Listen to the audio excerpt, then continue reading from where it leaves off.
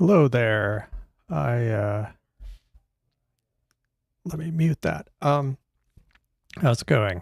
As always, I was getting ready for, well, greetings, welcome, happy Friday. As always, I was getting ready for the live stream, and I decided, of course, to try something slightly different. Didn't work. Ended up rebooting my computer 10 minutes ago, so hope everything seems back to normal, but I probably shouldn't have done that. So, actually, hold on a second. I think I broke.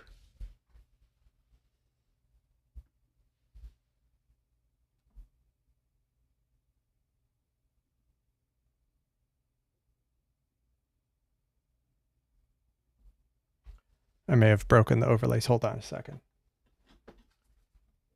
This is why you should never do something right at the last minute.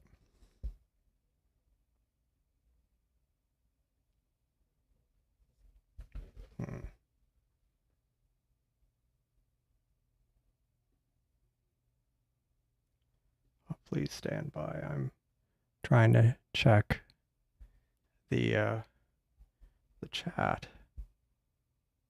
Well, that's frustrating. It was just working. Isn't that just typical?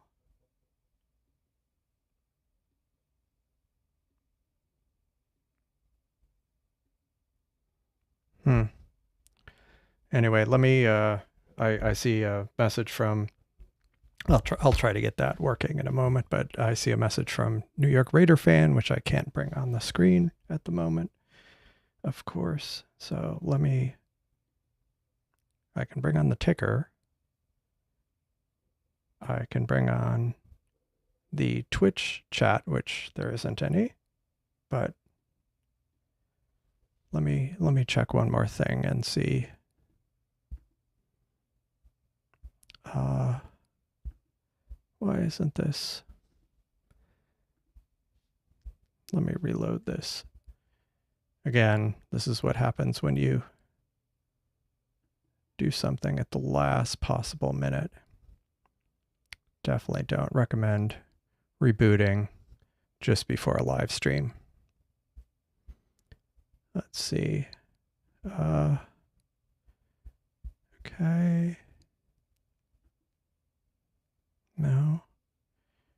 Well, that is really unfortunate, especially considering it was just working before the live stream. I swear this has happened before. Let me check. Yeah, it claims it's the right. Claims it's the right. Let me try this again.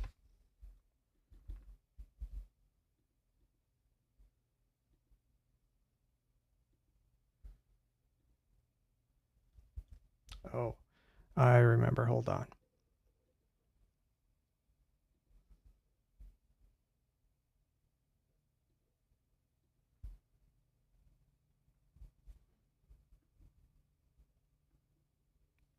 No.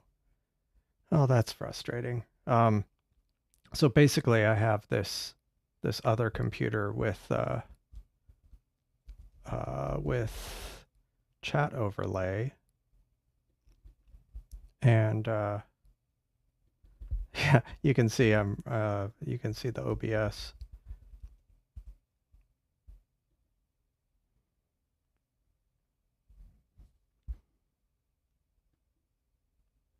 You know what the crazy thing is? I was literally just checking it before the live stream. And yeah, so that's okay.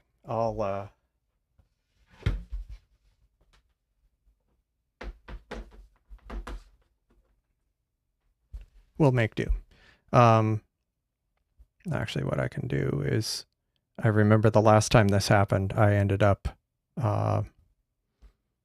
pulling off the, what do you call it? I ended up bringing the chat on the, into a separate window and just put it on the computer screen.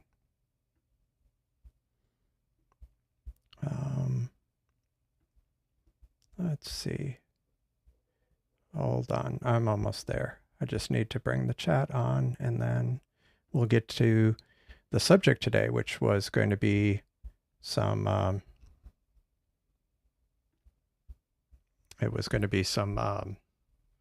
processing of images. Kind of have a little bit of a backlog right now.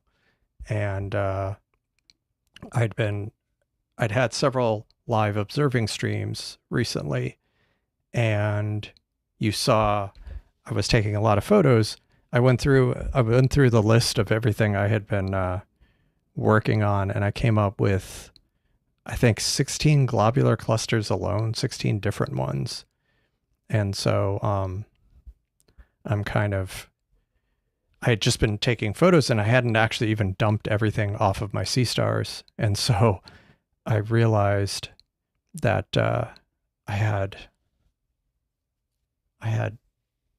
10 hours of data or more that was still on my Seestars. And so I copied it off and kind of took inventory of all of it. And I was like, well, maybe this would be a good, actually it was a suggestion from Wiley site viewer, frequent viewer. So let me, I just brought up my notes of all the things that I was going to do, but that got rebooted, or the computer rebooted. So, yeah, it always happens. Live streams are exciting. So, oops. Doesn't help that, like I say, I rebooted everything. Okay, so we're back. I'm back. All right. And let me change to computer. So a message from New York Raider fan. Good evening from cloudy and humid upstate New York. We actually have kind of issues here. It's we're dealing with a possible tropical storm or hurricane heading this direction over the weekend. So not going to get much observing in, needless to say. Yeah. So yeah, definitely not. I think it might have been clear a little bit earlier, but it's going to start getting cloudy as that storm kind of enters the Gulf. Even if it doesn't get near us, it'll start impacting our weather. So what I did is I broke down. Yeah, it's trying to figure out. Trying to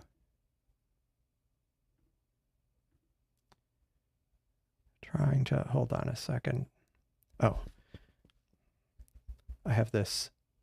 I do all kinds of weird custom things. So of course, when things don't work as I hope,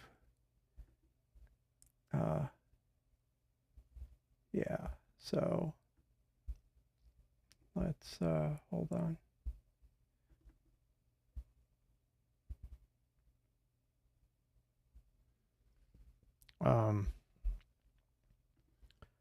Yeah, let me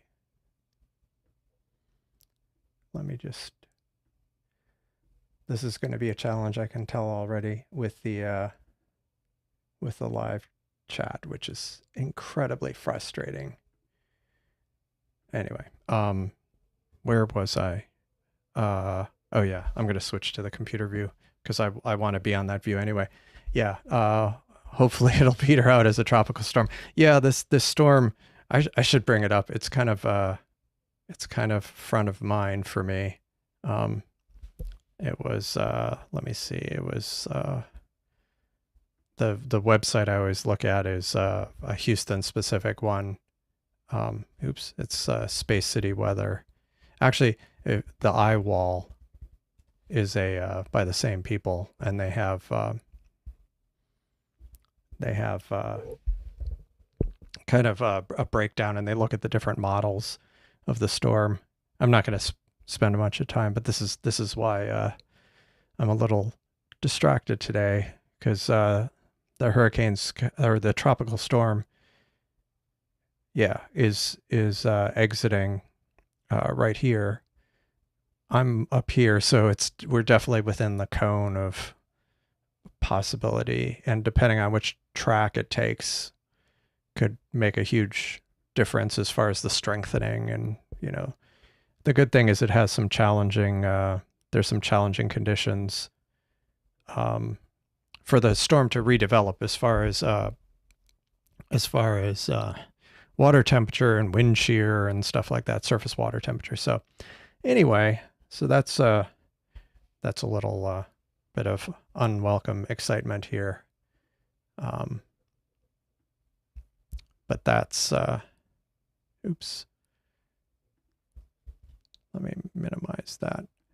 But yeah, always something. But it is that time of year for us, starting in about starting around what do you call it? At the beginning of June, although it can start happening in late May. There's always a possibility. 2020, we had a number of hurricanes come into the Gulf, fairly strong ones, but we had some effects from them, but nothing. It was manageable. But anyway, every time something like this happens, hopefully it won't be too bad. So today, basically, I was getting back to the astrophotography. So I went through everything I had imaged over the past few weeks, basically going back to June, and I looked at. I had imaged dozens of targets. If you'd watched the live streams, you saw I was going through quite a few targets. Now, I haven't really looked at any of these pretty much since the night I took the photos over time. And so I decided to kind of grab a bunch of them. And I'm not going to get through all of them, because I think I came up with 18 highlights. Now, I also picked some that are from the fall and winter sky that I wanted to revisit, that I've processed before, but using just purely Sirl. This is before the GraXpert with background extraction and noise reduction had come out. So I just wanted to kind of revisit those targets. And so it'll be a mixture. And like I say, I'm not going to go through all 18, but I kind of group them together into clusters, galaxies, and nebula. And when I say clusters, it was globular clusters, but also one or two, a couple of open clusters that I thought might be interesting to take a look at. And so, yeah, that's what I was going to do. I think I might start with clusters. So we have M1, M13, M29, and M62. M11 is an open cluster, the wild duck cluster. M29 is the cooling tower cluster, an open cluster, and M13 and M62 are globular clusters. And so, yeah, I'm going to basically the workflow is going to be Sirl, then Sirl for stacking, GraXpert for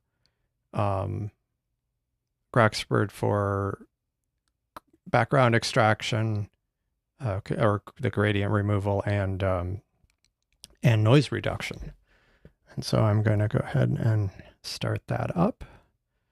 And I just, of course, also updated to Sirl 1.2.3. I think I was on 1.2.1, and it's just some bug fixes, so nothing it shouldn't be anything too crazy. So here we go. So let us, oops, that's interesting. I went and it ended up sending it off screen. Okay, so first we're gonna just, I hate that when it ends up kind of coming up with a weird, wait, where did it? It ended up going kind of off screen in a weird place. Where, that's interesting. Oh, that's weird. It's not happy with me, so I'm gonna restart Sirl. I tried to move the file open off screen, but it ended up not on either screen, although it claimed to be. I've found there's some weird kind of quirks with Sirl on my Mac. I'm not sure if these issues exist on Windows, but it has some UX quirks. So I'm just gonna go to volumes, T7, Astro today, and we're gonna start with clusters. And so we're gonna start with the wild duck cluster. Now, one thing I did is I also copied over the I also copied over the stacked images so we could take a look at what it looks like out of telescope, and it's actually not too bad. I mean, this was with 59, so like 10 minutes of about 10 minutes of data. And I mean, the thing that I guess kind of drew me to this is, even though it's an open cluster, it's quite nice. Like it's a fairly dense and quite a few stars and some nice colors too. So we'll see what this process ends up doing with the stars. So let's get to it. So I'm just going to start first with the stacking. I already changed to the right directory, and so I'm just going to run the Sirl pre-processing. Now, do I want to do... No, I'm going to just do the normal pre-processing. I also have a variant where I only do 5-star matching. So it's processing, and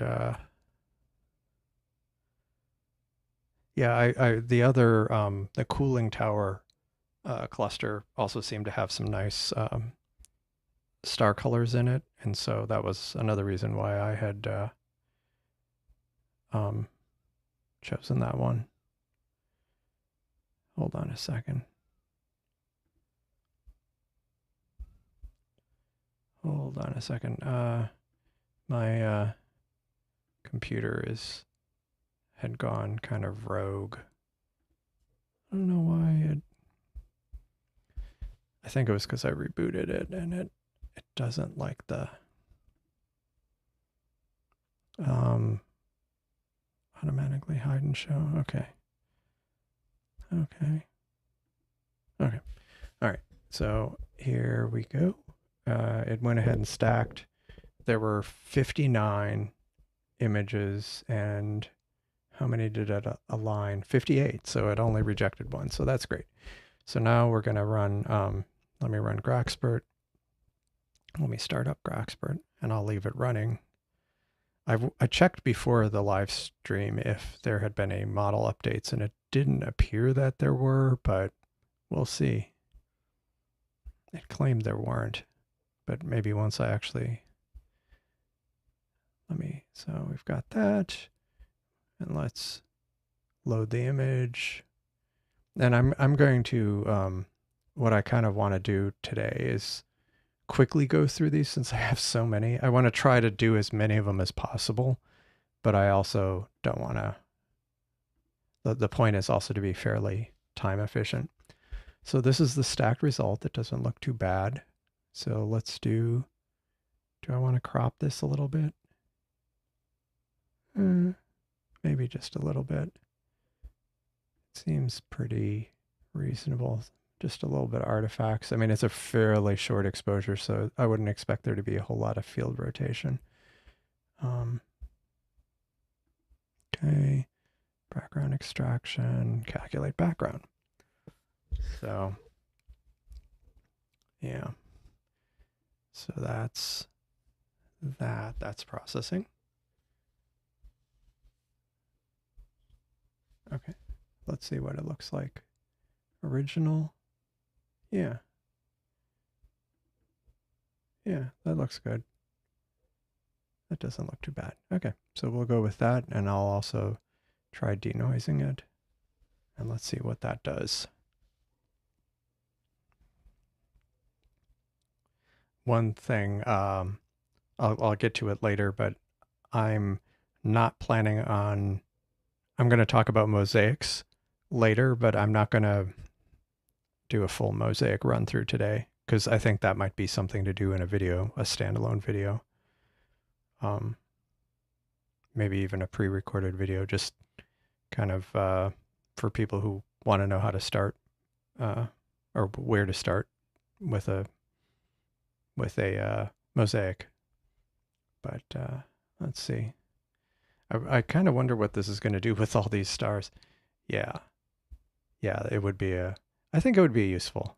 I mean, I'll get to it later, but with I've been shooting a particularly one mosaic with the North American Nebula, but it's probably going to be a couple weeks before I'll be able to revisit that. And then there's some other things I want to try. But boy, this is taking a while. I do wonder what it's going to do with all these stars. I think I already said that. Let me see how the computer's doing. Okay. The good thing is, since I rebooted it, like, the memory is pretty clear. So any memory leaks or anything that was running ahead of time was gone. That is taking a really long time. I wonder if it's because it was the first time I ran it. Sometimes these models end up having to get loaded into memory. Oh, you're working on the veil tonight? That's cool.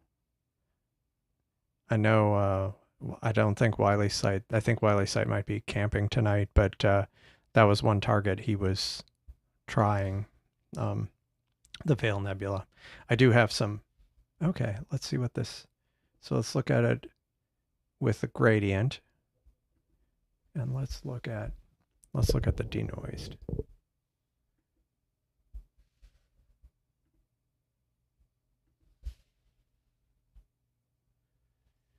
I'm kind of looking at some of these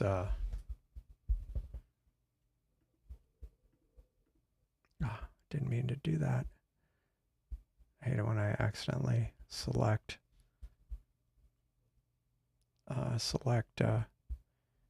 this when I mean to zoom in. I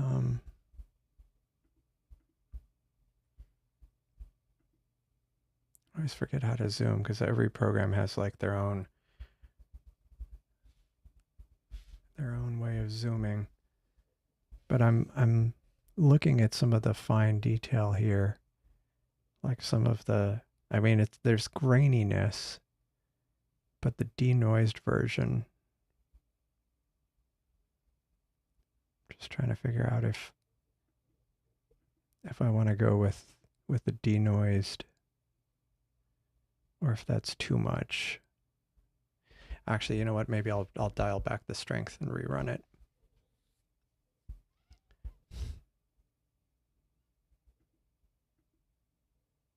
Oops. So gradient corrected, and now the denoised. Yeah, I think that's a little bit better. I kind of dialed back. I usually have it running at 100% denoise, but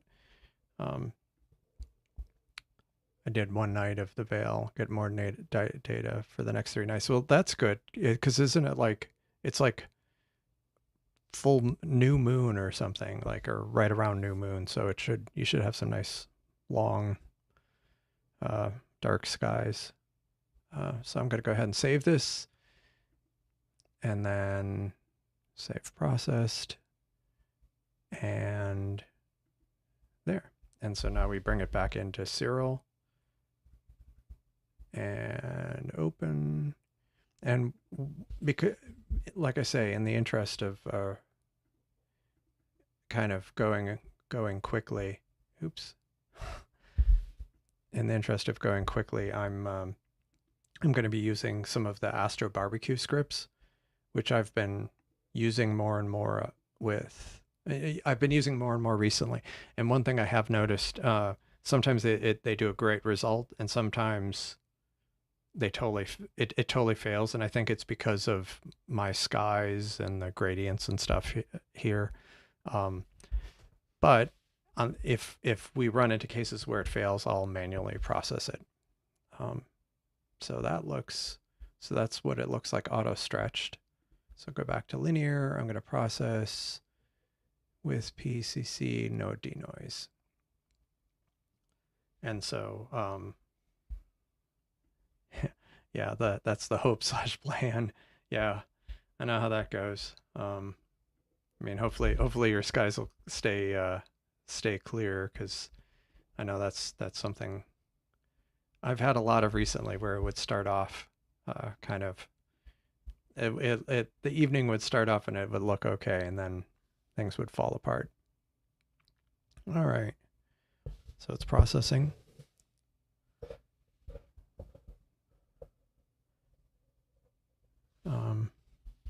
And all right. Okay. Did that do okay? I feel like, let me, I'm going to go ahead and just save this as is. And what do you call it? M11 Astro barbecue processed.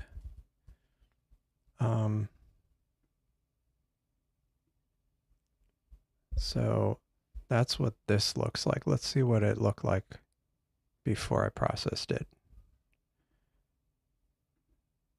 See, I feel like there's more detail here. Like these stars here, I feel like I shouldn't say I feel like it. It looks like it. Oh, you know what? So like the data's still there. It's just not, it didn't bring it all out. Well, so that's good. So let me try to bring this out a little bit more. I'll do another round of stretching with generalized hyperbolic stretch. And because I want to get kind of more of the star detail. So do I want to do this? No, that's too much.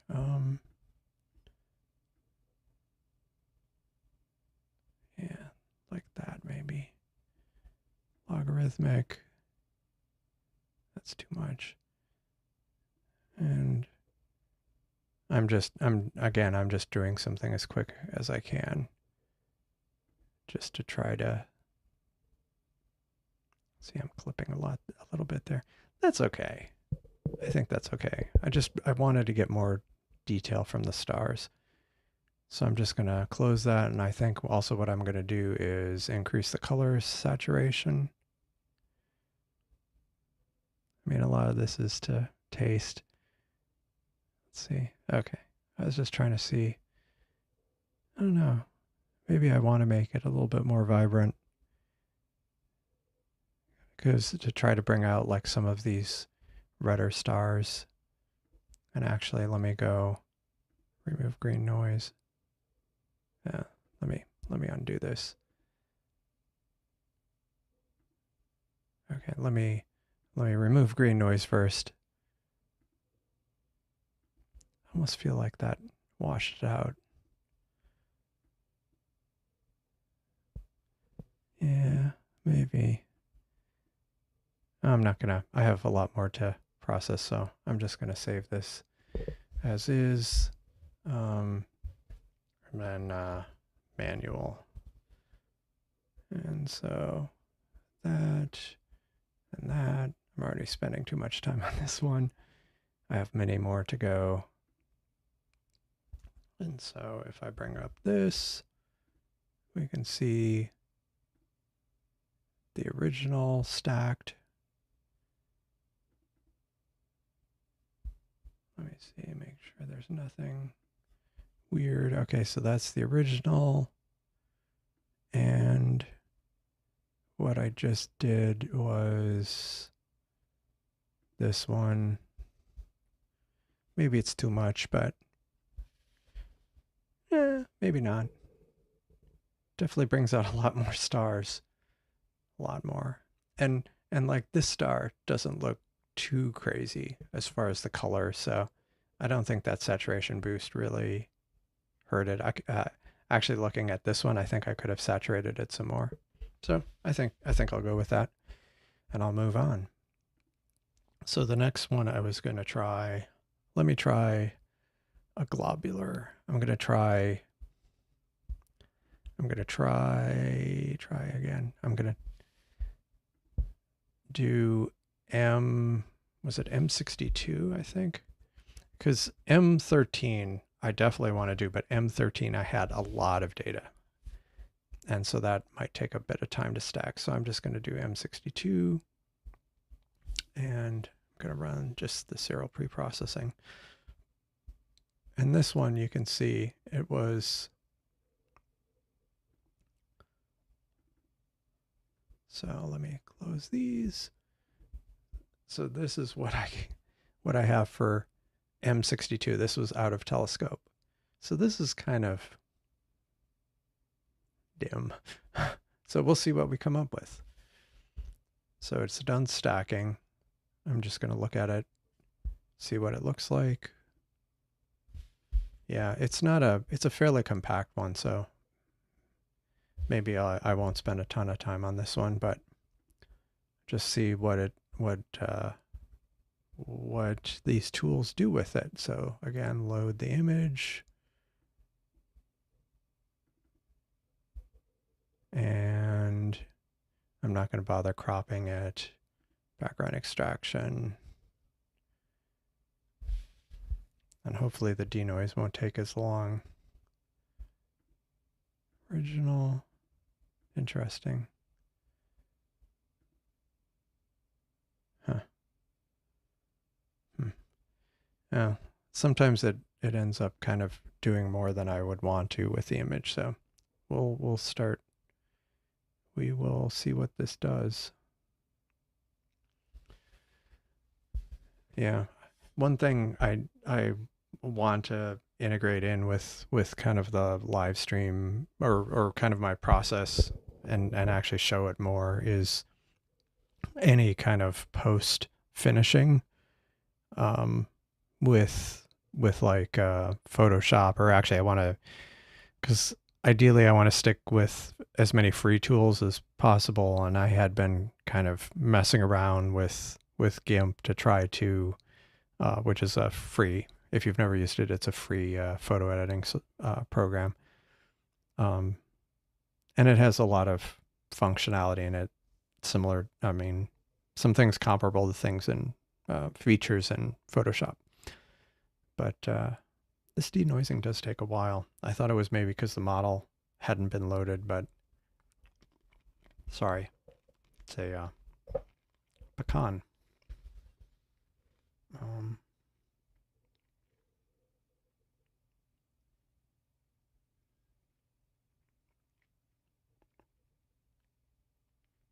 It takes a while. So what next? And I think after this, I want to try the cooling tower, which should be a pretty quick one because it's fairly compact, but it looks like some of the colors might be interesting. So I wanted to try that out.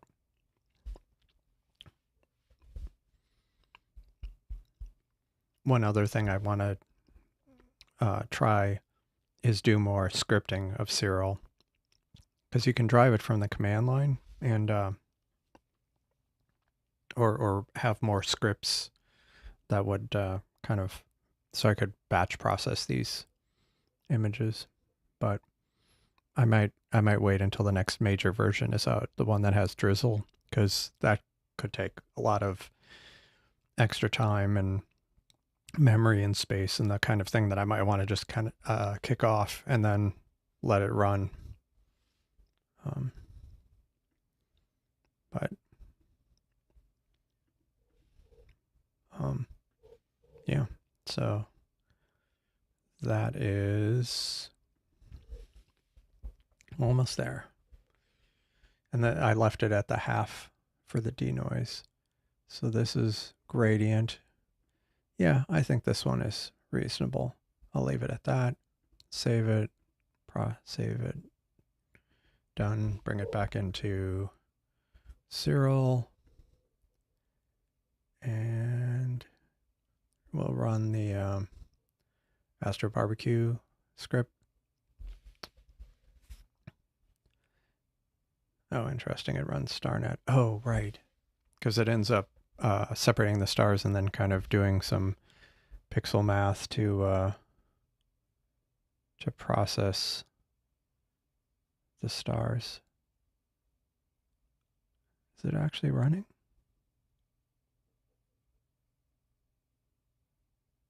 Yeah, okay. Just, it was pausing for a bit. And that's the problem with doing drizzled images, is just everything takes longer. All right.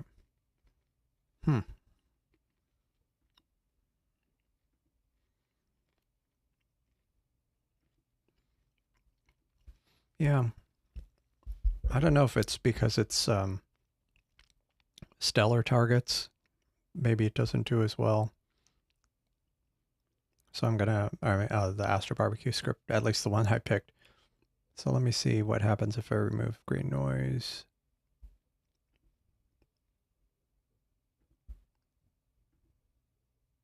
Yeah, I think I want to remove the green noise, and then I'll do some GFS or GHS and try to clean that up a little bit, and then we'll move on to, I might actually skip the cooling tower.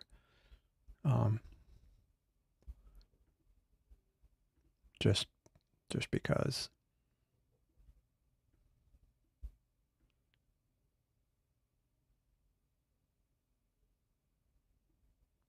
So I'll apply that. It's okay. I mean, I'm trying to get through and see if there's anything like really amazing. There might not be. No, I think there's going to be some that'll be nice. Yeah, I'm not going to waste any more time with this one. It's okay. I mean, that's the problem with some of these globulars. They're just okay. Well, at least with the field of view of the Seestar. So I'm not even going to bother processing this one more. M62, Astro Barbecue manual. Okay. All right. Moving on. We're going to go. I'm wondering if I should even bother with. I might not even do the cooling tower. I might just stick to M13 because that one is a pretty impressive one. And I have a lot of data for that one.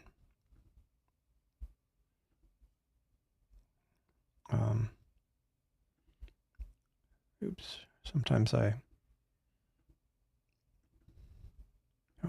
open.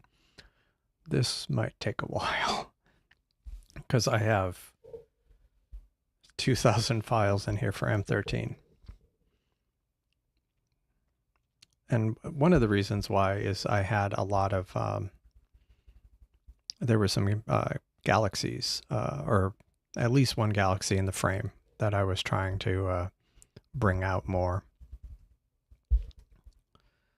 And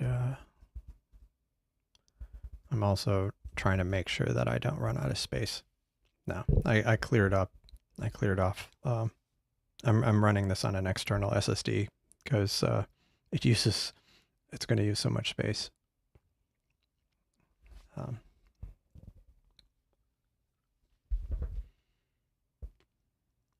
Man, 2,000 images.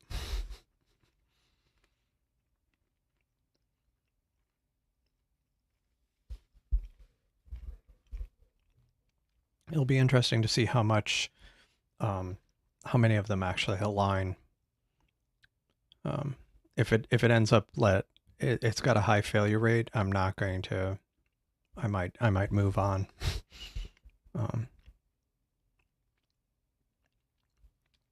Because this one's a bit much, which actually makes me think one of the targets I was going to revisit was M42, the Orion Nebula, and the problem is I have just as much data on that one, so I'm not sure that I'm going to run through that one. That one may be too time consuming, but I have some other nebulas that should be good.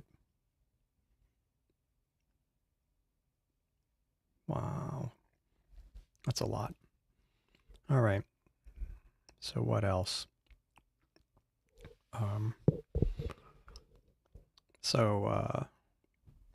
Joe V is doing the imaging the veil. So is anybody else out imaging anything tonight?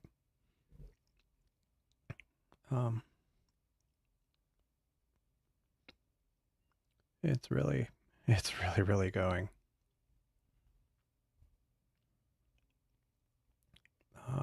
Wow. Wow.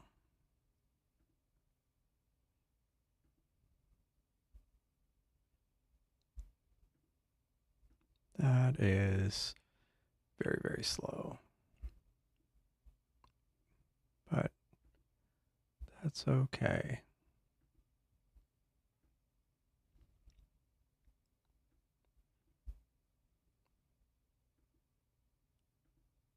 All right.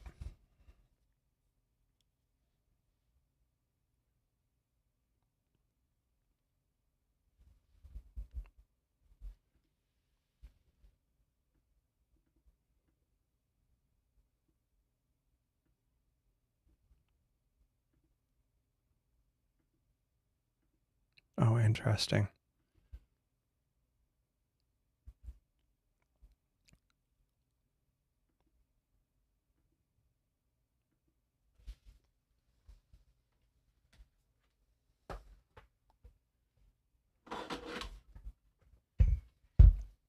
I'm testing something out while it's continuing to live stack.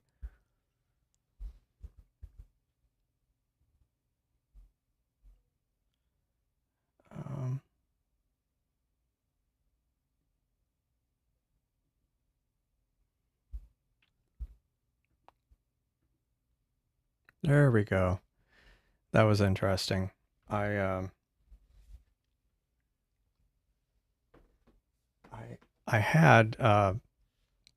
had a separate chat.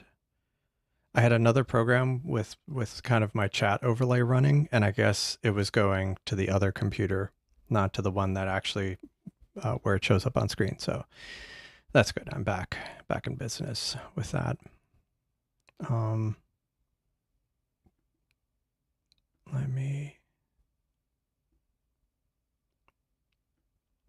So that means I can go back to my normal view of, I can go to my normal view and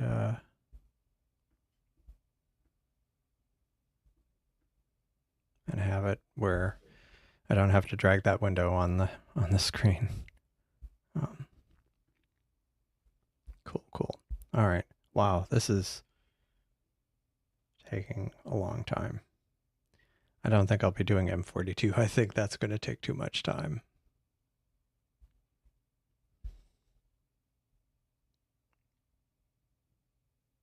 That is a lot.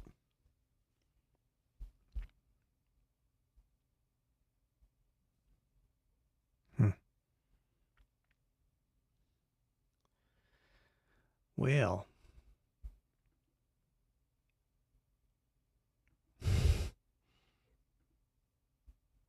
Well.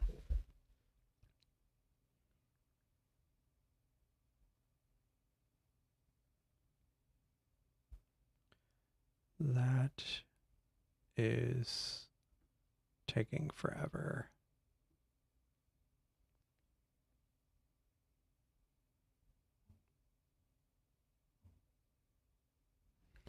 Yeah. This is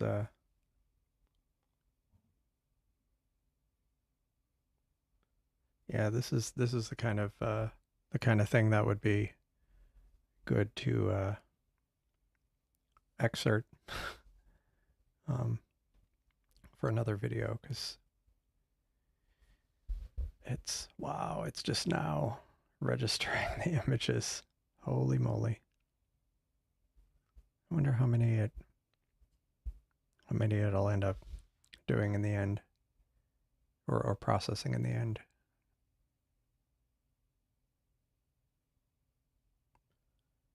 Wow.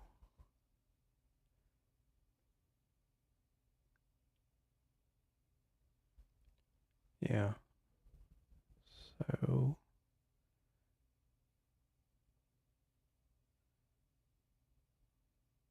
God, that is really slow.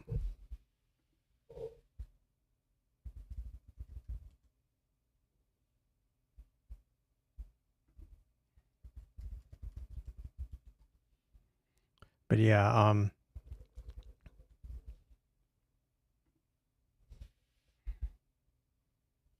let's see. Because of the hold on.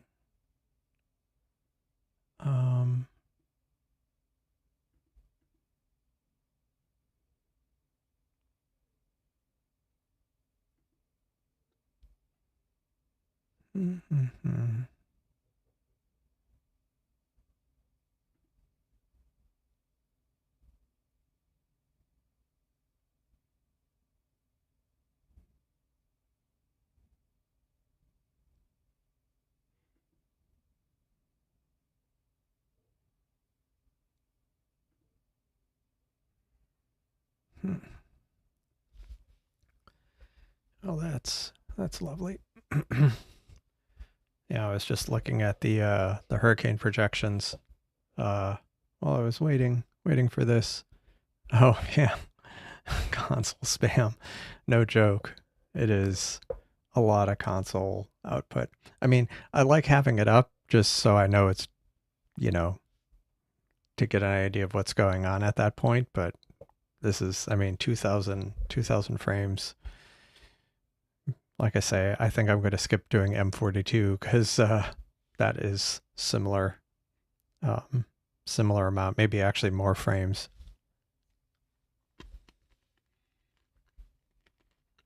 Although maybe I'll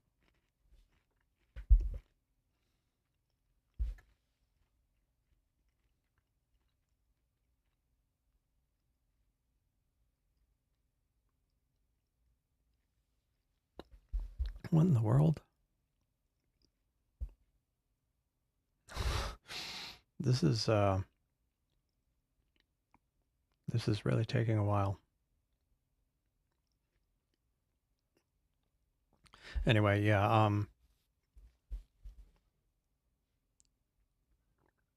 this is maybe this wasn't a good idea.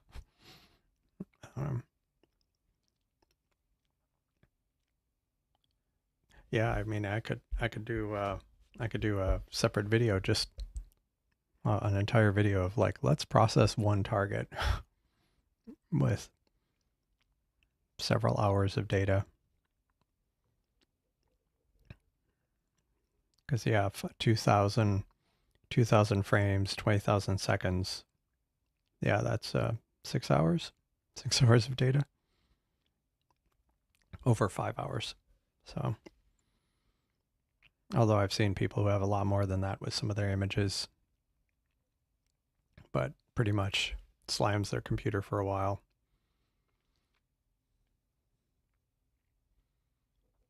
But yeah, because of the hurricane.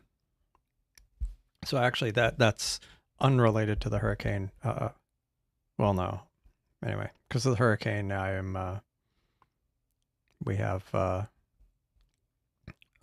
of my children was going to be pet sitting, and so some cats, and so they went and got the cats and brought them to our house, because and so we have quite a full house right now.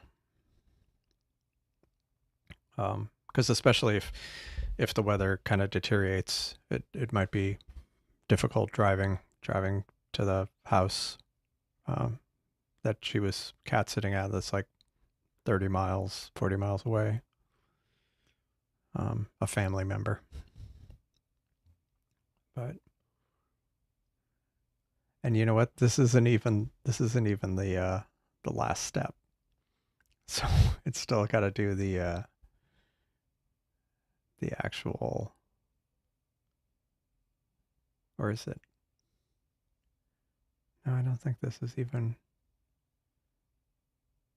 Yeah, it's actually now doing the stacking, because this is the point where the memory just kind of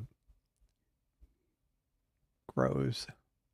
It's up to almost 2 gig of memory.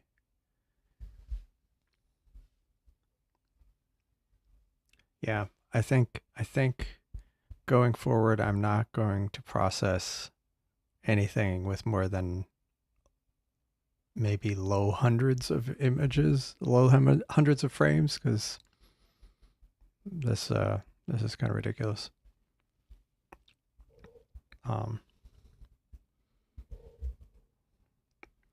Yeah, all told, I have how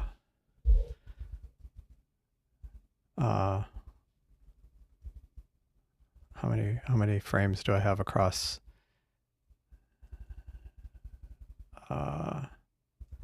I have 23,000 fit files that I kind of had put in this direct of all the different targets, and I think, yeah, no, I'm not gonna go through all those today.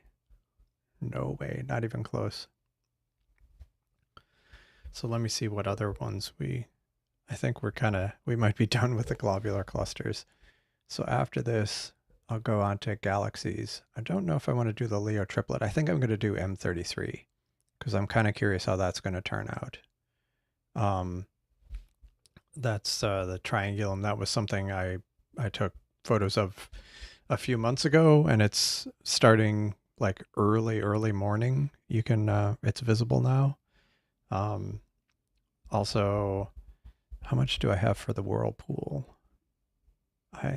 Whirlpool galaxy, I have 1100. Nope, not going to do that. M33, 900. Nope, not going to do that either. Let's see what else I might have that has less data. M63, sunflower, 400. That's a little better. Bode's Galaxy. Bode's Galaxy, I'm kind of curious about. That's not much data, but I'm just kind of curious what that one's going to look like, because that was one of the targets that I ended up shooting out. It's to the west, or it was kind of more west for me, northwest. And so I took those image frames soon after sunset with the telescope kind of hanging out the window. So I'm kind of curious how those turned out. So I'm definitely going to do that one. Do this one. And let me see if NGC 46, 31, 84, I'm going to do that one too. That's the whale galaxy and the crowbar galaxy. And I think those are the ones I'm going to stick to, because I think the other ones I just have too much, and it's going to be another one of those very time consuming. Yeah, this one has 1800. No, yeah, way too much on all these targets. So I'll just stick to Bode's galaxy and the whale and crowbar. Although I'm also tempted to try this 6822, which is Barnard's galaxy. But that was kind of a faint one, and I don't know if I'll even be able to pull anything out of that. So I might try that. I might just do a stack of it. Again, these are things that I haven't even looked at since the night I took them. So, so I'm pretty much, holy mackerel, it's still going. Wow, that is crazy. Wow, M51, you have 9 hours of data. That is a lot. That have you processed that yet? Because I'm curious how long that's going to take. Because that, I imagine, is going to take a while.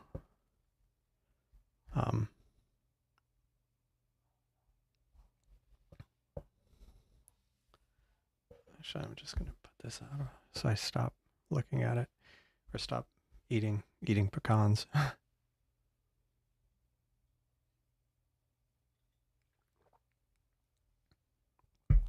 But yeah, so I'm gonna just try those galaxies very. It took 2 hours to process it. That would make for a very interesting live stream if I did something like that, or I just kind of kick it off. And I mean, as it is, how long has this been running? Like, when did I start? Is this? This isn't from. I don't even know, but it's been going for a while. Yeah, yeah, exactly. Exactly. That would be, well, you know, like the whole slow, the slow kind of like slow cooking, slow, you know, whatever. It would be like slow astrophotography develop processing. It's like, watch me run a process for hours. Yeah. Especially with that console output, it would just be like spinning, scanning for a while. Okay, so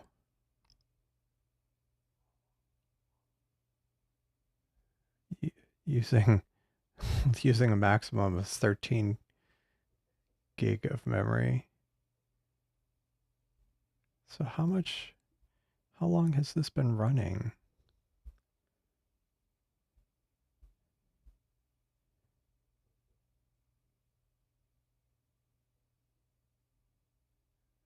Has this been running 20 minutes? Is that right? No, that was M62. It's been running 19 minutes because I kicked this off at 8:45. So it's been running for almost 20 minutes now. Yep, I'm not doing that again. Not doing that again. Well, sorry about that. Kicked off a 2000 frame subframe stack that is taking, it's been running for 20 minutes. It's getting closer. It'll probably be like 25 minutes, and that's just for the stacking. Now, the good thing is because it just outputs a single frame, it shouldn't take that long to do. I mean, it won't take like proportionally longer to do the rest of the steps, but I just want to even see if it's what it even looks like at this point.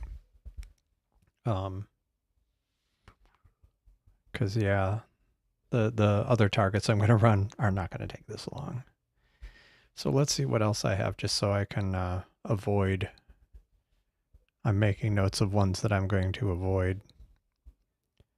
So then for clusters, or so that was for, so for galaxies, I'm going to do, yeah, 3 galaxies that I don't have that much for any of them. The Whale and Crowbar, Bode's galaxy, and Barnard's galaxy.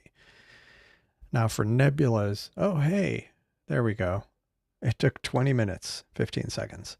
Great. This better be good.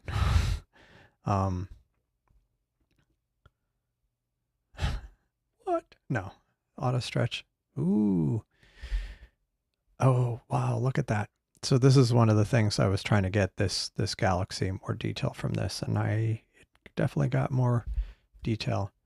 Now one thing, and I think this is a galaxy too. Let me actually pull this up in Stellarium. Stellarium.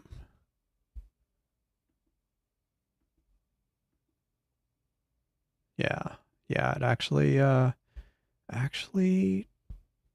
So I'm going to try running it through Astro Barbecue and see what happens. But let me see what these are. So was one of them. Let me turn this on. Okay, one of them must be NGC 6207. And then, yeah, this must be NGC 6207. And I think this little one, I think that is IC 4617, which was definitely something I was wanting to get in the frame. Actually, what is that thing? There's actually another NGC object. Oh, that's a dark nebula. Actually, there's a few other NGC objects, but they're just out of frame. Let me see. Why does it switch that? It wasn't supposed to switch that. The dock, I had told it to stay on the one window, but it decided it didn't want to do that. So I'll have to go back to what I do where I wanted to make sure I have quasars turned on.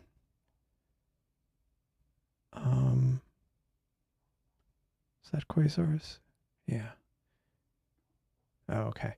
It was M3 that had a quasar in the frame of view that I'd been trying to image. But like, how far is this IC? This IC 4617 is an active galaxy, and it is it has just a redshift value. So let me look that up, because I'm curious what the distance is to that, because I'm kind of on this kick of trying to find, background galaxies. So IC 4617, is that what it was? 4617. It is 500 million light years away. Not bad. So this, sorry, need to get to Sirl. So this thing right here, that is 500 million light years away. So I had wanted to make sure I got that image, got that in the frame. So that works. So let me, now that this has been processed, oh, right. I forgot, next step is GraXpert. So let's do this real quick. So, although what's the hurry? I mean, it took forever. So clusters, I'm on M13. And I'm going to crop this because it needs some, but I don't want to lose that galaxy. That's some pretty severe. This is where one thing I want to do that I haven't had a chance to, that's been discussed a lot on the Discord server, is equatorial mode. I haven't had a chance to do that. But definitely high on my list of things to try. Man, that is some pretty severe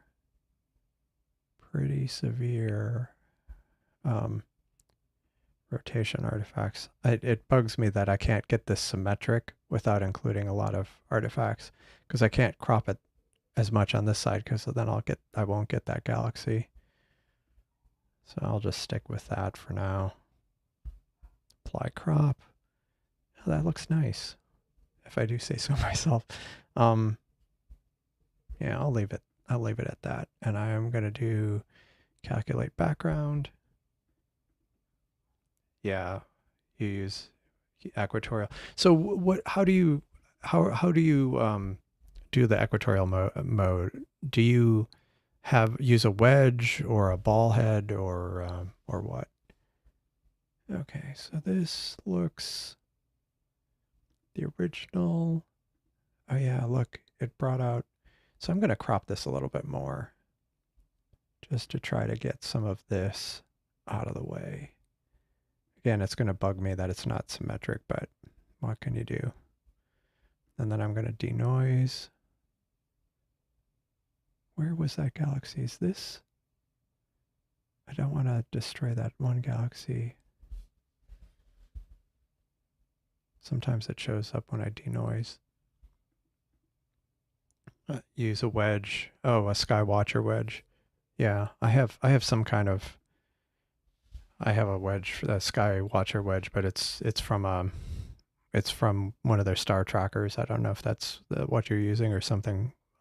If that's a much more robust one than what I'm using, or what I have. I haven't actually used it for the Seestar yet.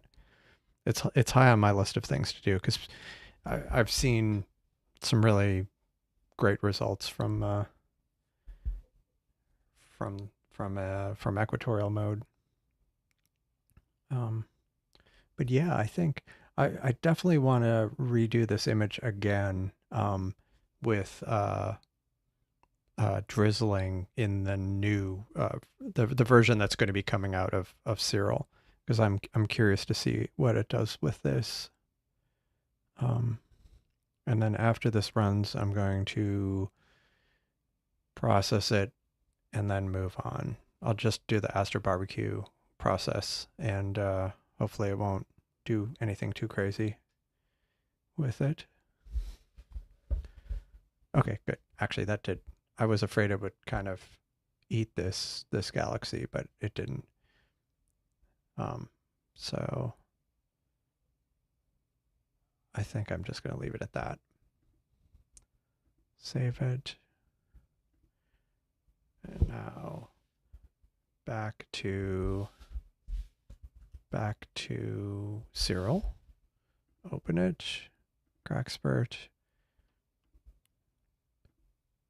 Okay.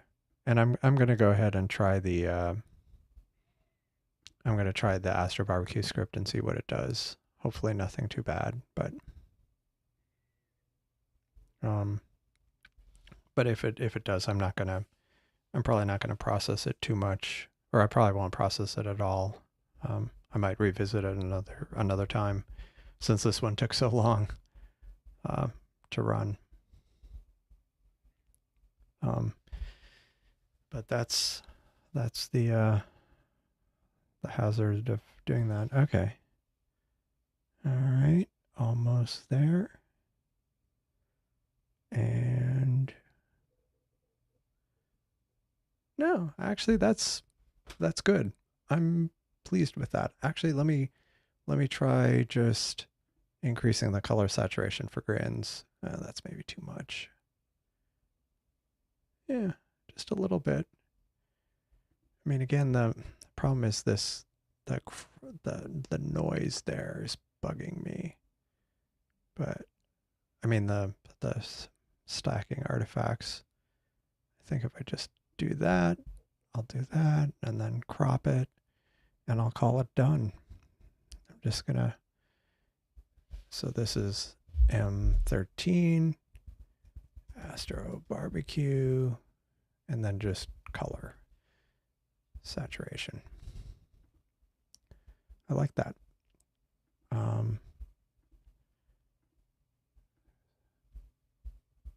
Yeah, I'm pretty pleased with that, and I do like I say, I do want to try doing this one again with, not today, but with drizzling, just to try to see what kind of detail I can get out of this galaxy.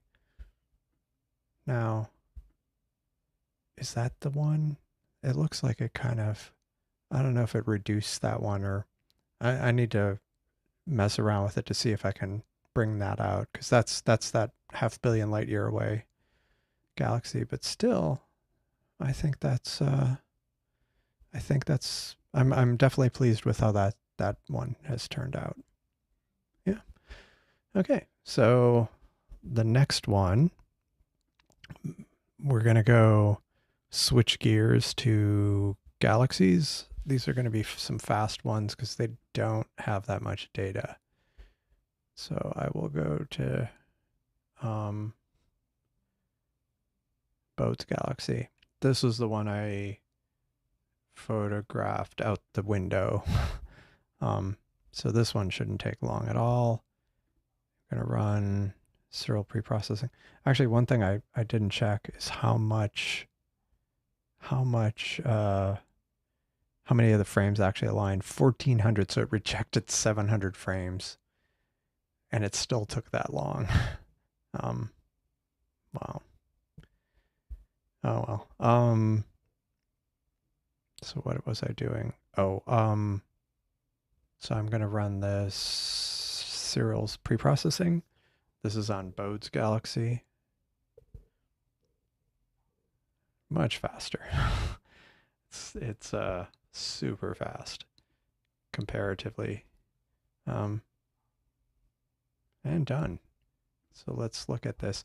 One thing I don't even know if how well these even look, so I may or may not even process them further. First, I'm going to look at them in auto stretch. I mean, it's only 4 minutes of data. Yeah, it's only 4 minutes of data, so yeah, what the heck. I'll try see what it does. But it will also inform what I do for the other one. So if this doesn't do well, if this doesn't, yeah, 4 minutes of data out of window. Yeah, I mean, I don't know if I have the if I have a photo of it. If I have a photo of it, let me see. Let me see if I can find a photo of this.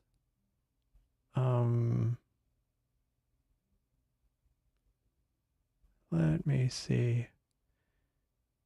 Because I really, oh yeah, here, I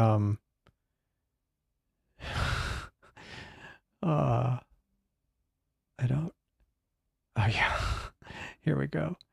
Here's a nice, here's a photo of how janky it was. Oops. It keeps doing that where I get it like partly. But you can see I have the tripod, 2 legs on the floor and 1 leg out the window. And that's how I took those photos. And I ended up let me see. Let me see if I have any other good ones. Yeah, let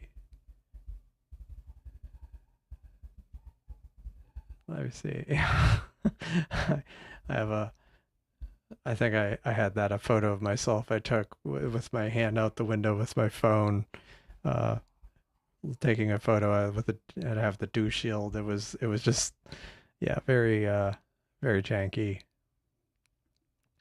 I was actually worried because it's not on the first floor, it's on the second floor. I was worried that walking around or somebody walking around on the floor would cause enough vibration, and it really didn't. It was only when I walked like right next to the telescope, so I had to kind of gently walk away from it once I got it going.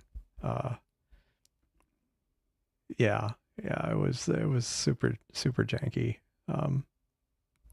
but kind of fun. I mean, it was the only way I could get images towards the west.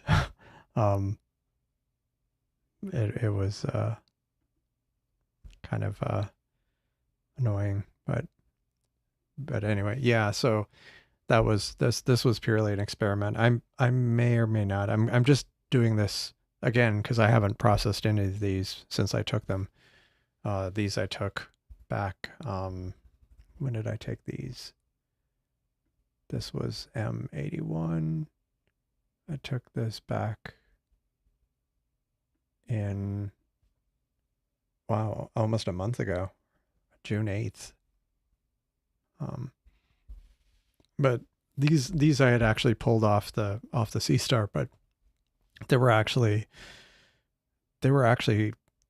10 hours of photos I had taken of like the live streams I did over the last 2 weekends, where I did a lot of automation and ran for, hours and hours. Yeah, I hadn't copied any of that off the Seestars. So I was doing that this afternoon and realized how much how much I had that I need to process, but not tonight, or not on the live stream, I should say. This denoise is taking a long time. Just curious if there's any other. No other models. 302 was the most recent one. So once that's done, what next? We will, since this is Bode's galaxy, I might do the whale and the crowbar just as a test. I don't think I'm going to do Bernard's galaxy because I want to get to the nebulas. This is okay. Okay, actually, it's much better. Oops, not too bad, honestly.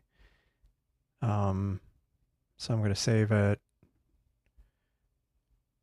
and then go back to Sirl. Oops, not Stellarium, Sirl, and I'm just going to run the auto barbecue, Astro barbecue, not auto barbecue. And this again should not take very long, although the StarNet thing is probably the most time consuming.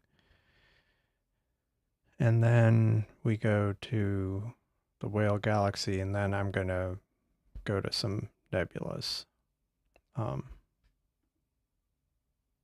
Yeah, auto barbecue. That would be nice. That would be kind of like just automatically makes a barbecue or cooks it. But like with the wood and everything, that would be nice. Okay, almost. Oh, I mean, I can kind of see more detail. Oh, I have it in auto stretch mode. So in linear mode, it's kind of okay. Auto stretch, I mean, you can start seeing kind of the detail of this galaxy, but I just need a lot more data. So I'm going to leave it at that. I'm not going to mess around with this one anymore. This is Astro Barbecue, not Auto Barbecue. And save anyway.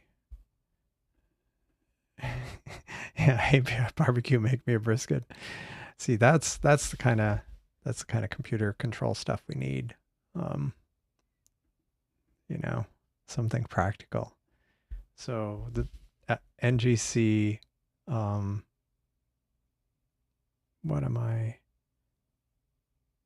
was on my list? It was NGC 4631. And this was actually another one that was out the window, I think. And I might not even run this through Astro Barbecue. I think I might just run the stack and see what it looks like. Because I do that a lot. I'll just stack it and see kind of if I need more data. Like if it looks kind of noisy, I'll just kind of stop. Wow. It did not like that at all. So I guess that answers that question. Not going to do that one. All right, that made it easy. So that just failed spectacularly. Okay, so we'll move on to nebulas. And these were kind of the ones I was looking forward to probably the most, saving the best for last, as it were. So let us look at nebulas. All right, we are going to do the Lagoon Nebula. Let's start that. And run the Seestar pre-processing. Yeah, these targets, some of these I didn't even know if I'd be able to process from my backyard, but I did kind of the sky mapping in Stellarium where I traced out kind of the outline of the sky that I can actually see from my backyard or where I put the telescope. And once I did that, I was able to I realized that I actually could see the Lagoon and Trifid nebulas during like a 1 hour window at a very specific time in the middle of the night. But I was able to get a reasonably clear shot of it. Now it helps that those are pretty bright. They're pretty bright, so. And there were, how many frames were there for the Lagoon Nebula?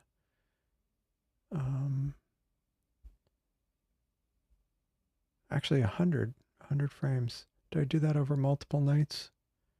No, I did that only in one night. So that is progressing much more quickly. Okay, so let's see what this looks like. Oh, nice. Nice. See, let me bring up Lagoon. So the stacked image.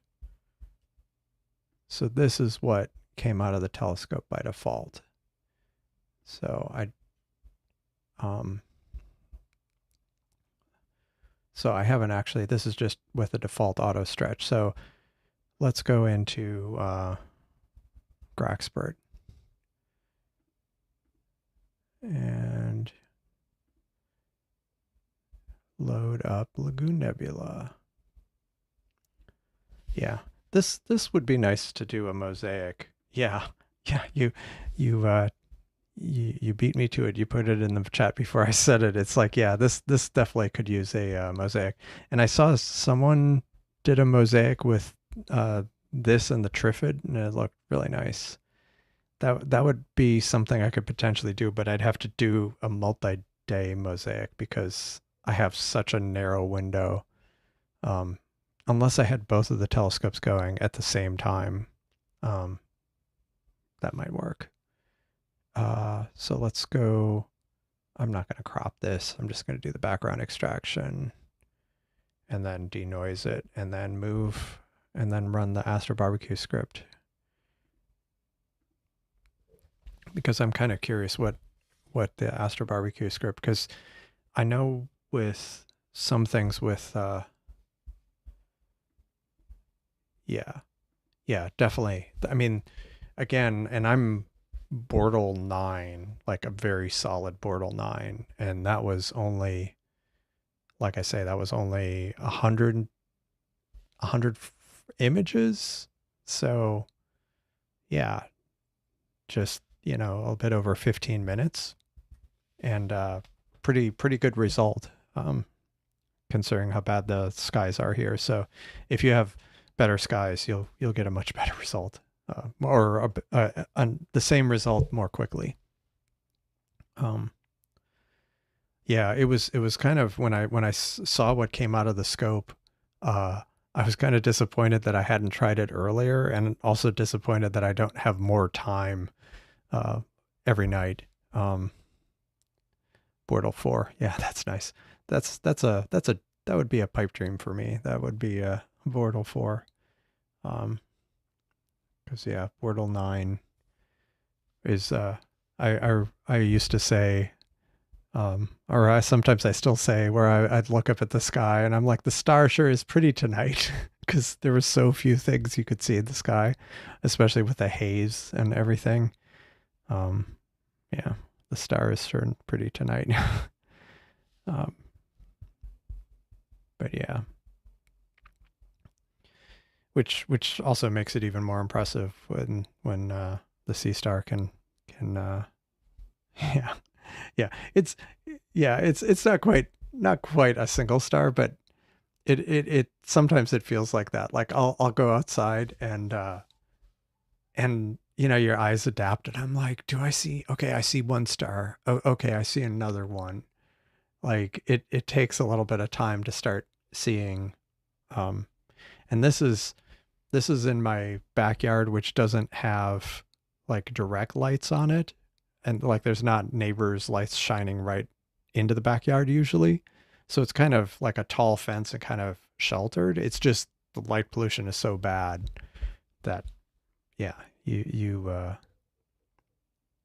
I mean, you can see a lot more stars, but I do remember at one point figuring out like there's a way you can figure out how many stars you can see, and it's not great. So gradient. Okay, that's not bad. I just like kind of bouncing back and forth between the denoised and the gradient removal just to see that it's not doing anything too radical with the data.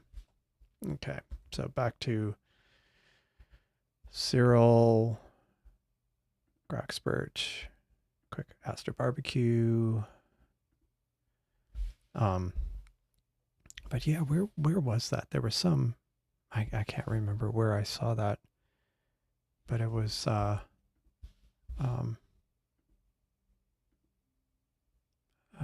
was it? How dark? Many stars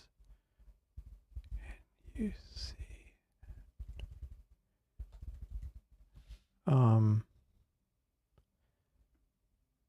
Yeah, it was somewhere I saw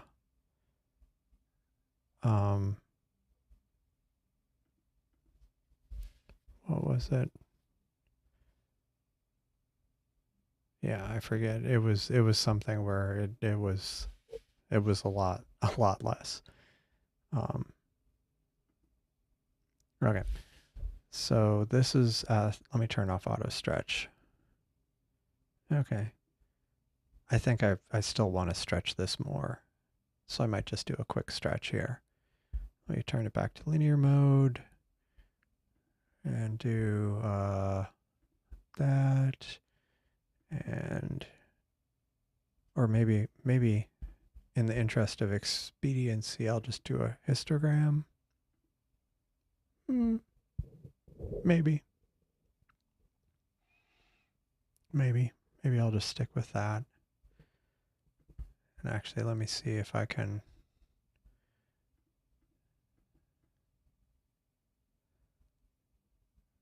It's clipping a little bit.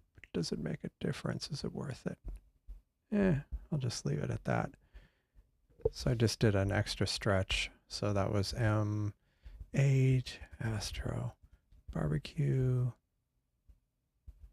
stretch. What was it?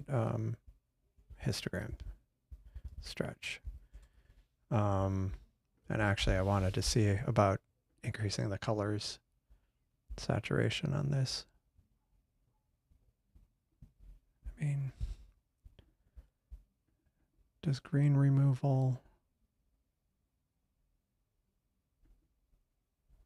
do I want to do green removal? Yeah, I'll do green removal. And then I'll increase color saturation and just see what it does. Yeah, I'll stick with that. Nothing too crazy. I keep saying that, but and maybe I'll crop it a little bit, get rid of some of the artifacts. And crop. Oh yeah, that's nice. Again, I think this is another target that I'd want to do drizzling with. So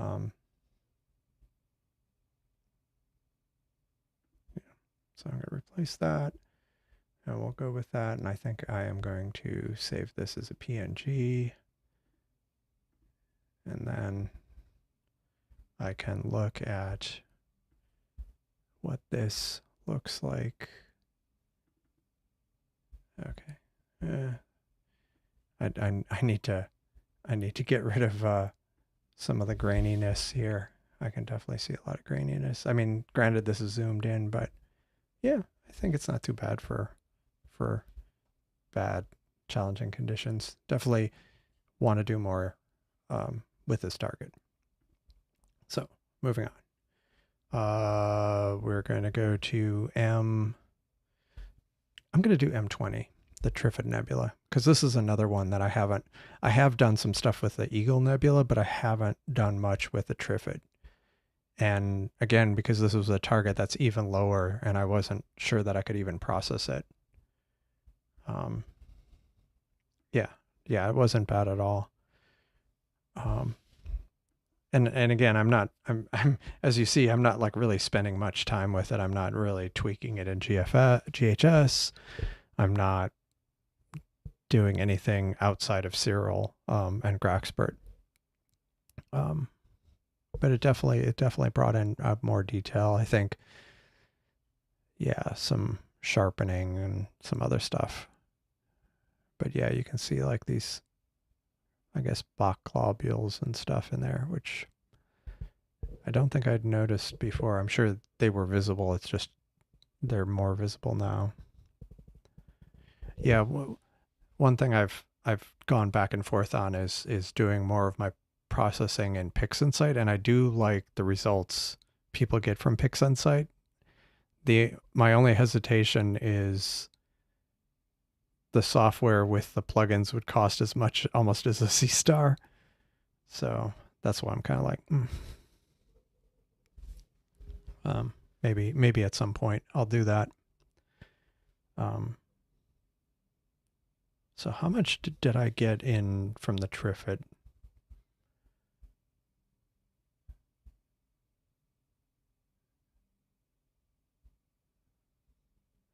Oh, 356. Yeah.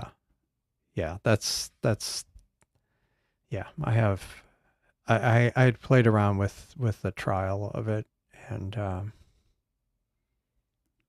at some point I might end up just doing it, but so let me close these. So this is the Trifid, and I actually did this over 2 nights. This is out of the telescope, so I was again, this was another target where I was pleasantly surprised. This was 211 images, so over half an hour of data. And then the other, all total, I have almost an hour of data. So we'll see how much it actually ends up stacking. But I am kind of curious to see what that ends up looking like. What other ones? The Eagle. Yeah, the Eagle, I have too much. I have almost too, yeah, I have too much data for the Eagle, so I'm not going to do that. And I'm afraid some of these others I might just have too much, but actually, let me see. I have the Crescent Nebula. I have a feeling I have a lot from the Crescent. Yeah, I have yeah, no, several hours of data. So I'm not doing the Crescent, needless to say. Although I might do that after the stream, because I'm kind of curious what that looks like. The Veil, I have again multiple hours for, so we're going to skip that. I have the Bubble Nebula. I have an hour of data for that. I think I'm going to skip that. The one I think I'm going to try.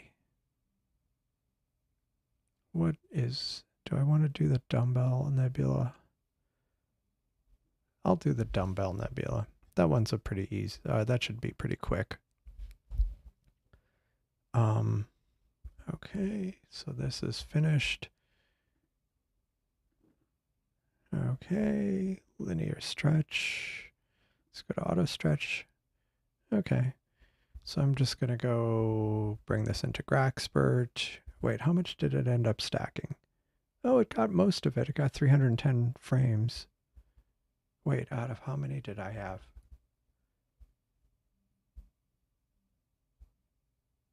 I had 356, so it got 90% of it. That's good. So we'll go to GraXpert, load M20, Trifid. okay. Part of me wants, yeah, I want to get this cluster down here, so I'm gonna crop this, but I'm gonna try to keep this open cluster in the frame, and maybe I'll tighten this up more. Apply crop, background extraction, and yeah, wow. Grading it corrected. Let me denoise it. Like this is by far the most time-consuming part.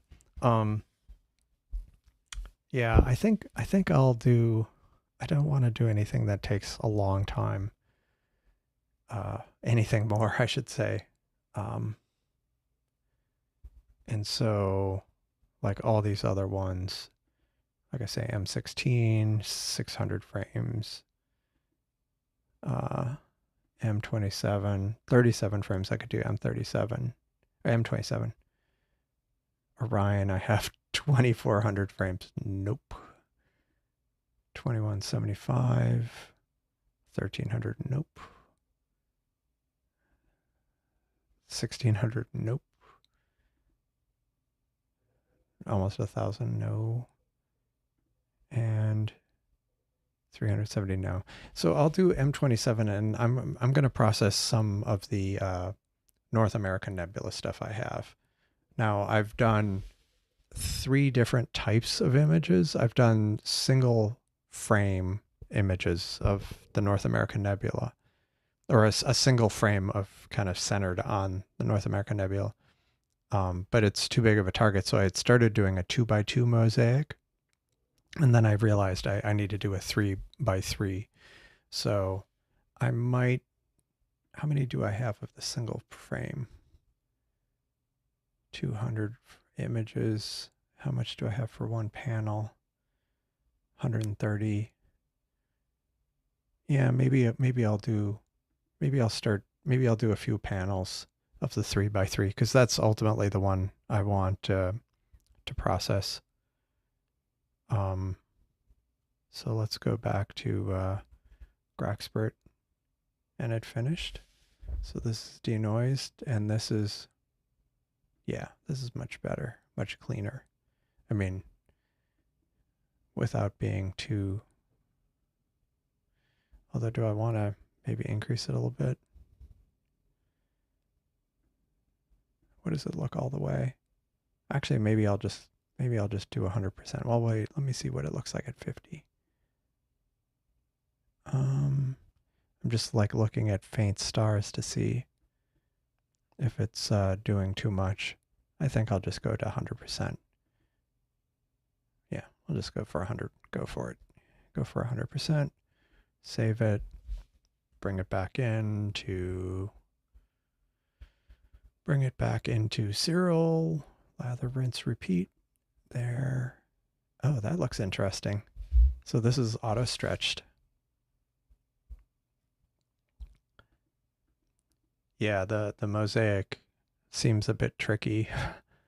Let me turn that off, and let me do Astro Barbecue. And because I'm kind of curious how this is going to turn out. And then I'll do, I don't know if I want to do Eagle. I might not do the full Astro Barbecue treatment on that one, because this step takes I mean, the GraXpert denoise takes a while as well.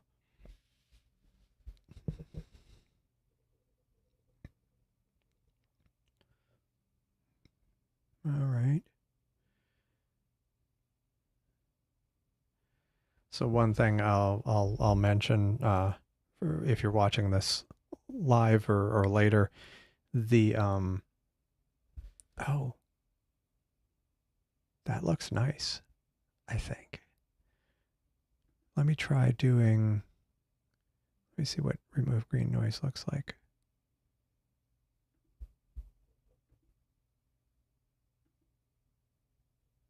Is it too much? Kind of made this more blue, which is what we want. let me just, I don't find this too bad. Let me just boost the color saturation just a bit. No, too much. Yeah, I think, and actually, I wonder if I stretch this just a little bit more, what it's going to do.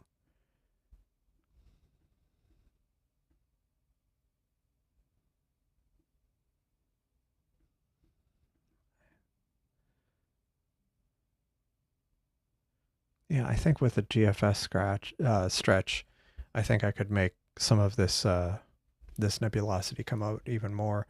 But I think I'll just stick with this.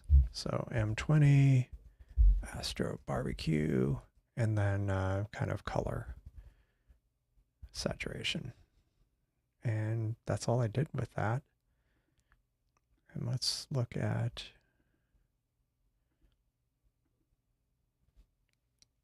that's what I was looking at. And so let's look at this now. This was M20. Oh, nice. Wow. I mean, the scale is different, but like out of telescope versus doing some processing, it definitely, I mean, again, if let me try to zoom this in so you, it's like similar scale. Yeah.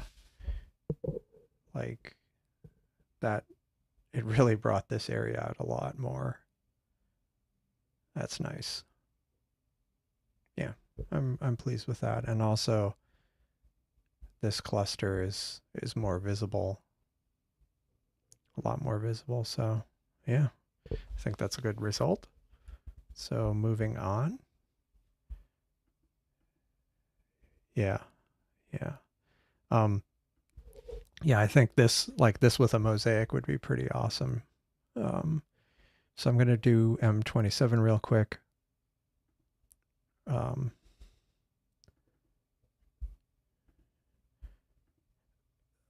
So one thing what I was, like I say, if you're watching this live or after the fact, in a week and a half, Amazon's having a Prime Day. And I only mention it because I've picked up some good deals on astronomy stuff or imaging stuff. Like you have to look around, like some of it's not necessarily a good deal, or they say they've like lowered the price and it wasn't that big of a savings. Like it was already discounted and they just discounted a little bit more. But I've certainly picked up some stuff, so that's something to keep an eye out for. I'm going to be looking into it and probably sharing things if I see anything of interest. Because yeah, if there's something you'd had your eye on and it ends up on sale, anyway, might as well pick it up. So let me see what this looks like now, because I just want to see if it's even worth. See, part of me wants to go ahead and do it. I'm gonna go ahead and do it, even though this step takes a while. And again, this is a smaller target that I feel like I would like to dither this. I mean, drizzle this, just to make it a little bit more. I'm not going to do anything too crazy with this, anything too drastic with the crop. But again, this was a fairly, this was only 35, so only 6 minutes of data. So it's a pretty bright target, even in my terribly light polluted. I'll start with 50%, and even in my terribly light polluted area. But yeah, the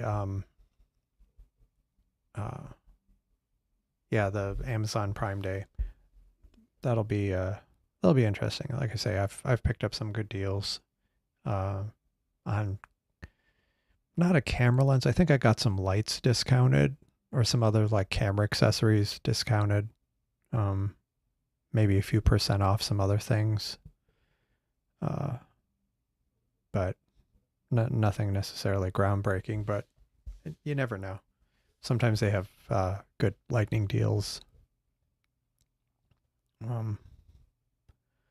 Especially if somebody's trying to unload or trying to clear up inventory, like you can sometimes get some good deals. Like they'll just temporarily discount it. But that's on the 15th, I think 15th and 16th or 16th and 17th, something like that. But maybe because I cropped this, it's quicker. I think I want to do more drastic denoise. Is that too drastic? I think I'll go pretty significant. I'll go all the way. I'll go 100% denoise. Okay, save it. And then back to Sirl. And whoa, auto stretch looks terrible. So that'll be interesting. Let's see what Astrophotography does with this. So that's one thing I've noticed sometimes. Things end up really kind of like over baked, over processed.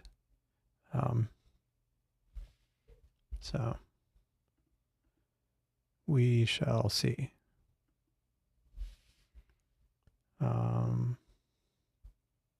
Okay, now it's running StarNet, and there. Okay, that wasn't as bad as I thought it might be. I'll just go with that. I'm not going to do any more processing with that. I mean, it could be improved, but time is Astro Barbecue. I'm just going to save it as that. And then what next? What next? So I did M27, and I think what I was going to do is start looking at, I was going to start looking at the North American Nebula panels. So I'm not going to do a whole 9 of them on the stream, but at least I'm going to start. Oops. The mosaic. And the panels are numbered. So I'm going to go ahead and start pre-processing. Yeah, the scripts I actually have a because I haven't looked to see if there's newer versions of them, but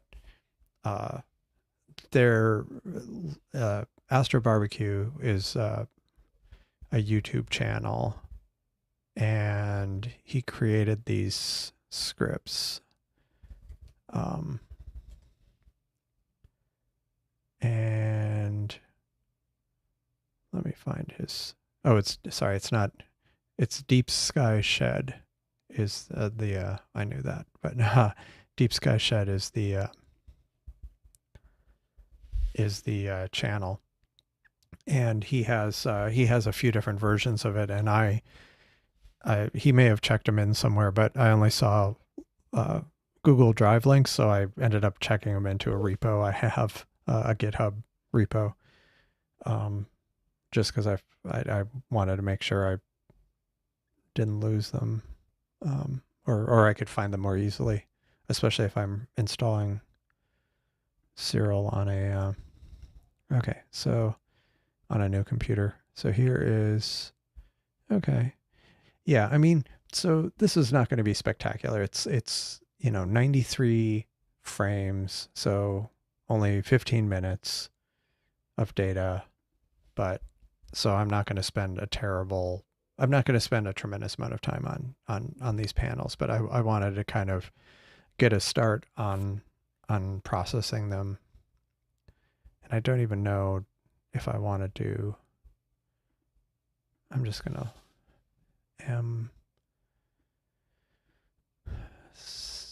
NGC 7000, mosaic 3x3, panel 1. And I'm not gonna crop. I'm just gonna do background extraction and denoising, because you're supposed to create the panel or create the mosaic with unstretched images, I believe. So I'm going to just try this. And then, but yeah, I need to collect a lot more data because I only have like 15, 20 minutes per panel, I think. Although I have to see, let me see if some of the other panels have more data than others. So this one has 130. This one has 131, 96, 127. I think I was dealing with clouds that night too. 129, 82, 129, 101, 100. Yeah, maybe I'll just do a couple panels just to start with. But yeah, yeah, I want to do a standalone video, probably not a live stream, but do a standalone video and then maybe go over it in a live stream as well. But on kind of how to build these mosaics for people who haven't. But it's just too bad this denoising takes so long. And it is still going.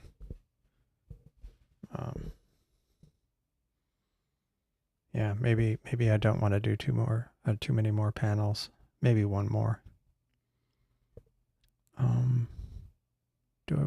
Which panel do I even want to do? Yeah, because like it's a whole topic that for people who haven't done it. I mean, you can kind of configure them in the front end for the Seestar ALP automation, but as far as actually planning it, like to even figure out, you know, I know Telescopius was one of them, but I'd been using Astromosaic to get an idea of how big of a mosaic I need. So I was doing NGC 7000, and I was doing a Seestar, and I was doing 50% overlap, 3x3. Oh, sorry, I need to do field of view mosaic grid. And so theoretically, it would cover much of the North American nebula, but I think in practice, because of field rotation, I'm probably going to have to reshoot some things. Yeah, I think that would be helpful for a lot of people to kind of do a beginning to end walkthrough of it. I just need to have. I can start doing some of it, but I need some clear skies too to do some of it. Oh, this looks reasonable. So I'm going to save this. Part of me wants to pick. I think I'm going to pick the one of the middle ones, one of the middle panels. I'm not going to do any more processing of this because I think I'm going to go to, do I want to do the middle one? Oops. I think I want to do the middle one.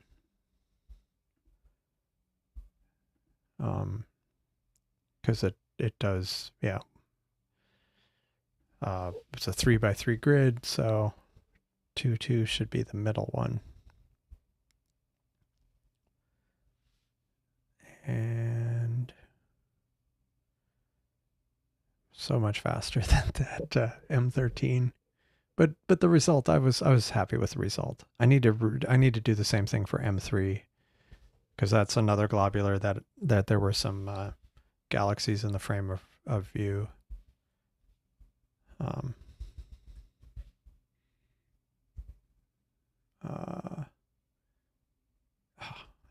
I hate it when it auto completes the wrong thing for me.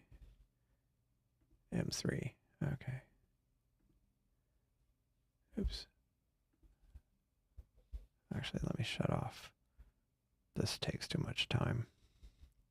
But yeah, actually the one I want is, not only is there, this galaxy is 200 million light years away. What I've been wanting to get is this quasar, which it's really faint. I don't know if I'll even be able to image it, but if I can, that's what was it? Redshift of 2.517.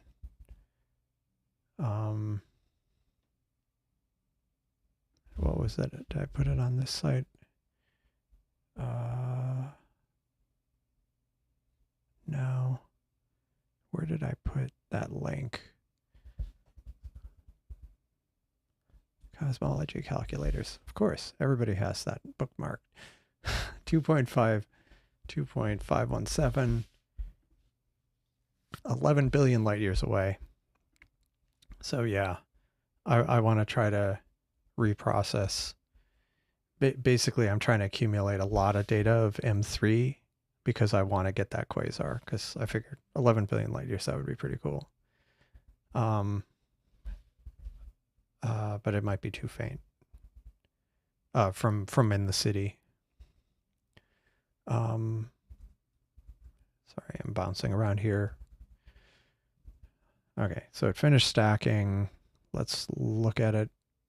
This is panel 2, so it should be the middle one. So I will load that into GraXpert. And that,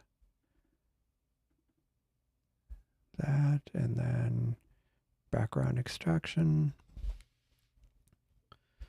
How much data do I have for, I'm kind of curious how much data I have for M3 now.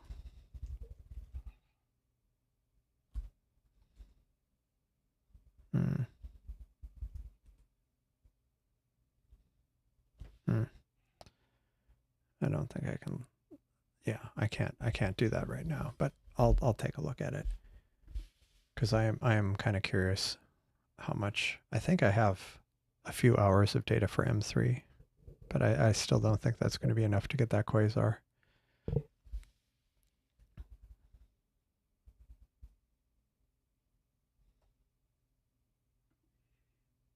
Okay.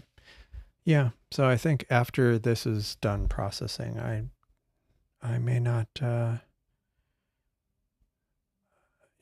we'll see how this goes. Let me see if there's anything else I want to try to image that I haven't gotten to yet tonight. This one, I know we figured there was too much. That's the bubble nebula, and the veil has way too much, 3 hours of data. And the crescent has, yeah, hours. Yeah. Oh, well. Definitely, I need to, I think I've been asked this before, if I put any of the processed images out there. I have this website that I've been meaning to put more of my photos on, the astrophotography.tv. And yeah, I need to do that. So if people want to look at things that I took photos of on, on the live streams, or where I processed it, kind of, they can look at the final result. So that is the plan. And again, this gradient removal takes a long time. Yeah. yeah, I want to like, and maybe also link it together with the video so you can kind of like maybe put it in the video description and then you can go look at the photos if you want to see afterwards, stuff like that. Um, just kind of put it all in one place or easier, make it more discoverable. Because I could always put it on something like Astrobin, but then it's kind of, I mean, I have that website, so I might as well. I mean, I could link to it in Astrobin as well. This denoising is so slow. Okay. Yeah. You can kind of see textures, but I clearly need a lot more data. A lot more data. So I'm just going to pull this in. Yeah, I can put them in both. Let me just bring up this GraXpert image. See, the auto stretch sometimes does some weird artifacts. Sometimes I try some of the other ones because it ends up like too much. But maybe because the signal to noise ratio is kind of bad. I just need to get more data. Yeah. Okay. So it's not just me. Yeah, there was one where it kind of looked weird after I output the image from GraXpert, but then when I ran it through Astro Barbecue, it ended up like doing something totally weird. It was some galaxies, I think, but I think there was like a lot of gradient going on, and it just ended up doing something to the base image that just really it did a number on the data. But I think I might. I'm kind of leaning towards. I mean, I've been going through 2 hours. I have made a lot of progress in my backlog. I also know which ones I have to run. Maybe I'll kick them off over the weekend because a few of these are gonna take an hour or more each. And I don't necessarily want to do a 10-hour live stream of me running through a bunch of photos. I don't know if my body would handle that. So, I think I might leave it at that. So thanks for watching. If you're watching this after the fact, like and subscribe if you haven't already. And like I was saying earlier, there's going to be a Amazon Prime Day.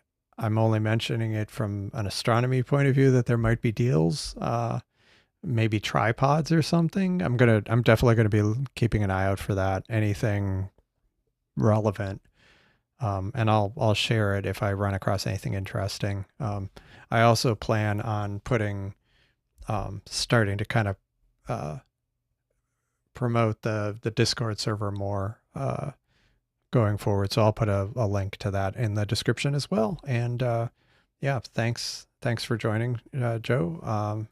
Have a good evening, everybody who's watching, and I will see you in the next video.